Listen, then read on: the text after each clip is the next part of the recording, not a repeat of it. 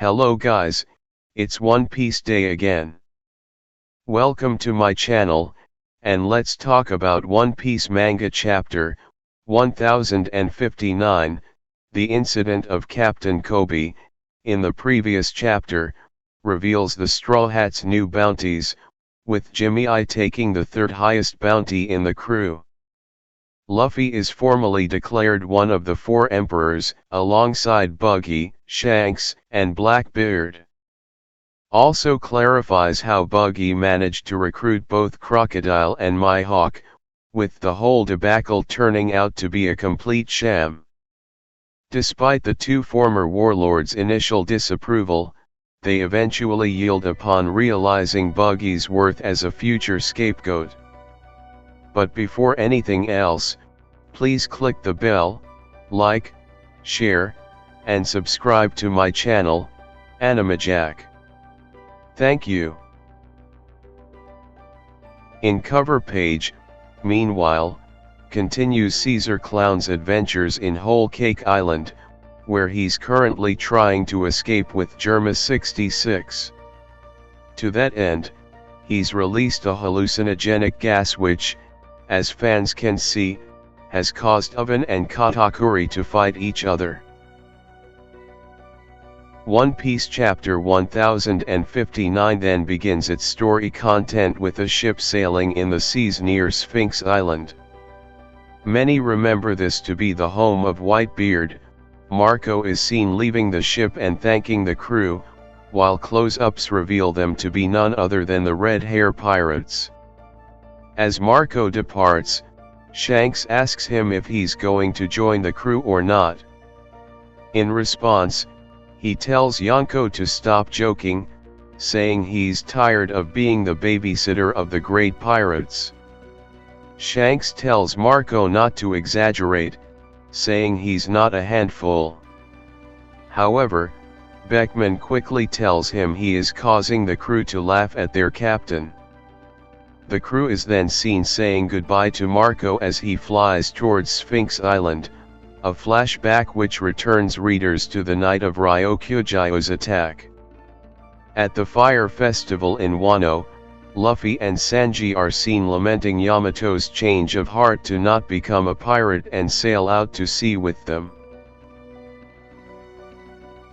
Yamato says they're sure they noticed too, but that the Ryokugyo matter was only resolved because of a stranger with powerful haki. Yamato goes on to say that Kaido may have fallen, but she can't go off on adventures while worrying about Wano and what enemies may continue to come for the country. Yamato is clearly convinced of their own argument, even winking at Luffy confidently to convey that they're sure of their path. He looks at Yamato seriously but understands, accepting their decision and leaving Momonosuke and the others in their care. Zoro, meanwhile, asks Yamato to be careful not to hurt Momonosuke's feelings, citing the shogun's strong sense of pride. Yamato affirms that they know this well, continuing that they plan to find a personal goal in Wano to fulfill themselves even more. As Yamato says this, Sanji cries about their decision. Suddenly, Wano flashback, Marco arrives via a flight to where Luffy and the others are. He lets the Straw Hat captain know that a suitable ship appeared near Wano and that he plans to leave the island on it. A small Marineford flashback takes place, to when Marco tells Jinbe to save Luffy after Ace's death before returning to the original flashback. Here, Luffy thanks Marco for helping him out during the Marineford War, as if the two were on the same page in terms of what they were thinking. Marco responds by saying that he's sure Ace would be very happy to know how far his brother has come, with which Luffy agrees. As Marco departs, he leaves Luffy with one last message, telling him that from now on, it's his era and that he should move forward with determination. Luffy says that of course, ends this flashback as Marco arrives at Sphinx Island. However, fans aren't sticking around, quickly cuts to Amazon Lily. Then takes fans to Amazon Lily, the island of women where Boa Hancock and the Kuja pirates and Kuja people have their headquarters.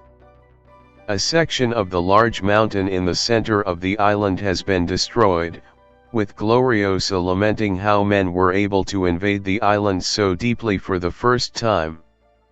She continues to say that the damage in the city is huge, with Snake Princess Boa Hancock saying that as long as she's on the island, enemies will keep coming.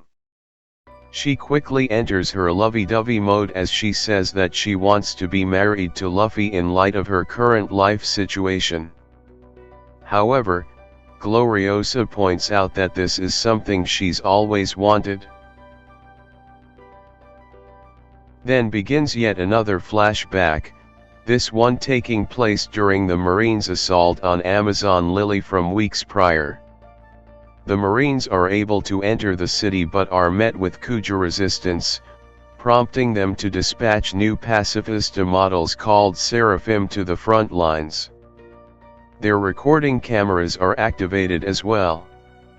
The Seraphim take the appearance of little children with Lunarian-like qualities, such as brown skin, white hair, black wings, and a disappearing and reappearing flame on their backs.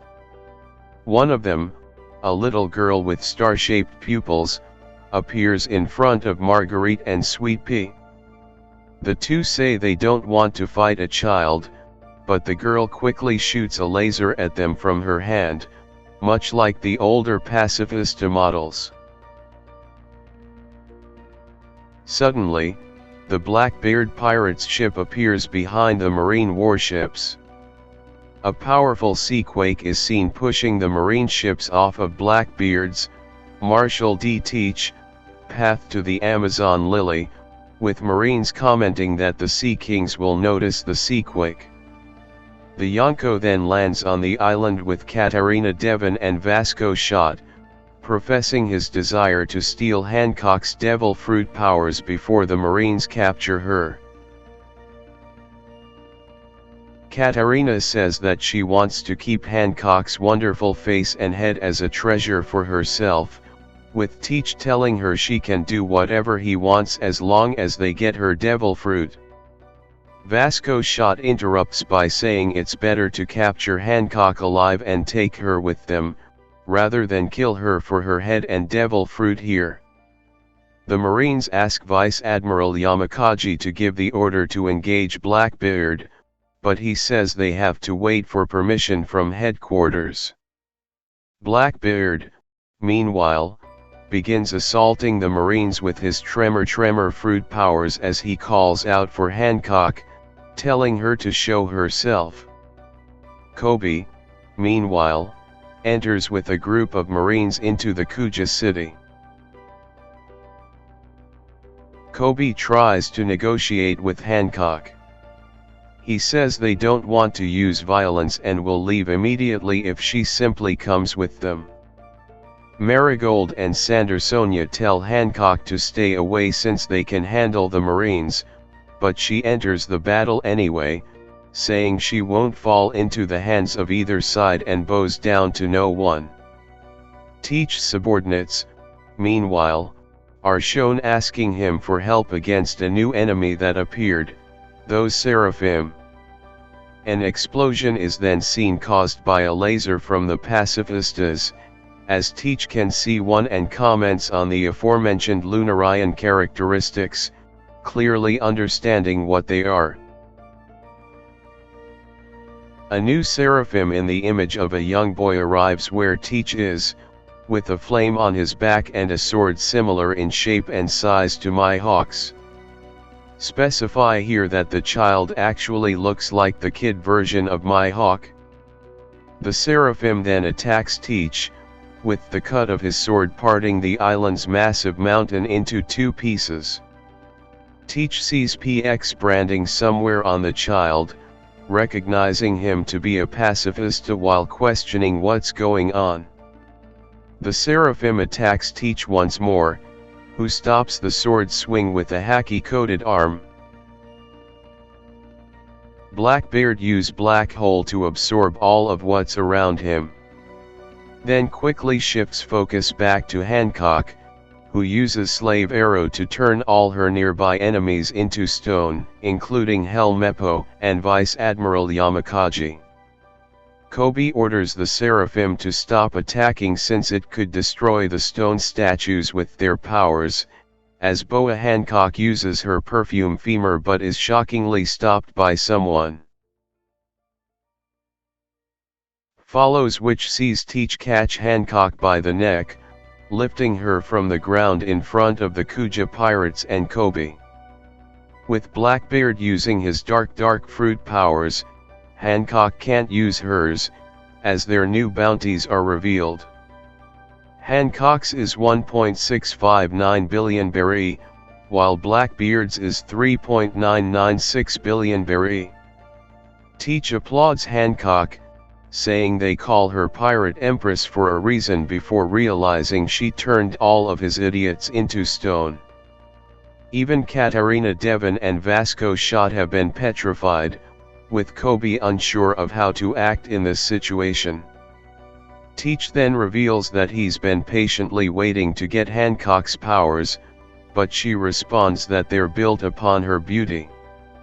She then mentions that if he kills her and steals her fruit, those who have been turned to stone will remain in that state, with even the next user of the love fruit unable to reverse it. Koby admits that Hancock is a bigger problem than he expected. As Blackbeard begins speaking to him, saying that the situation looks like it's not going anywhere. Blackbeard calls him Hero Koby here, referencing the Rocky Port incident in which the two worked together to defeat Wang Ji of the Rocks pirates. This, in turn, led to Blackbeard being able to become the boss of Pirate Island, also known as Full Elite Island. Koby sits in silence, as Blackbeard continues by asking if Koby really thinks she'll turn everyone back if he lets her go. Koby says that if she doesn't turn the soldiers back to normal, it will be a major problem, with Hancock saying she'll do it if both parties promise to leave the island. Teach squeezes her neck tighter, accusing her of lying and planning to turn everyone to stone once he lets her go. He continues that he doesn't believe a man can't be affected by her powers, deciding to just kill her and figure it out instead. Koby tells him not to do it, saying the number of victims would be too high. Someone with a very powerful haki appears. It is revealed to be none other than Silver's Rayleigh, making his first appearance in a very long time. Then sees Silver's Rayleigh make his entrance, saying he expected the Marines, but is at a loss for words with regard to the state of the island. He also comments on the landscape of the island being altered before apologizing to Hancock for being late. Blackbeard shockingly says Rayleigh's name, as the latter draws his sword. He then addresses Blackbeard, calling him Whitebeard's apprentice and saying that, although it's not very mature to say, he dislikes Blackbeard. Koby and Teach subordinates freak out as Rayleigh continues telling Hancock to return everyone to normal since he can bear witness. He also demands that everyone leave the island. Then returns to the present-day Amazon Lily, where Rayleigh and Shakiaku are now on the island together.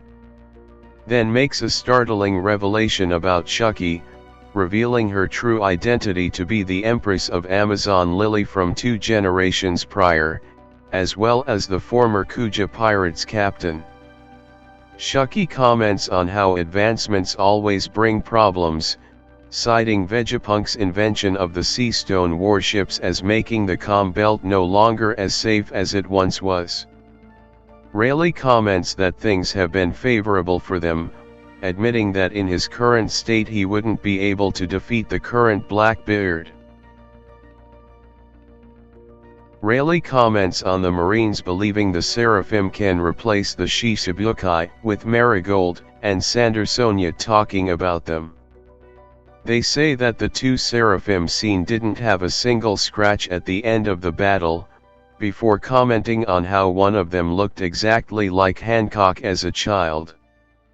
The only difference is that the Seraphim's pupils are star-shaped, likely meant to be a distinguishing characteristic for the machines.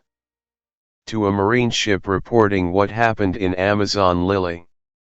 A Marine says that they're landing at Egghead Port, before revealing that Koby has indeed been kidnapped. Shows a page of a newspaper with Koby's photo. Captain Koby, the hero of the Rocky Port incident, has been kidnapped by Blackbeard and his crew. Koby's status is currently unknown.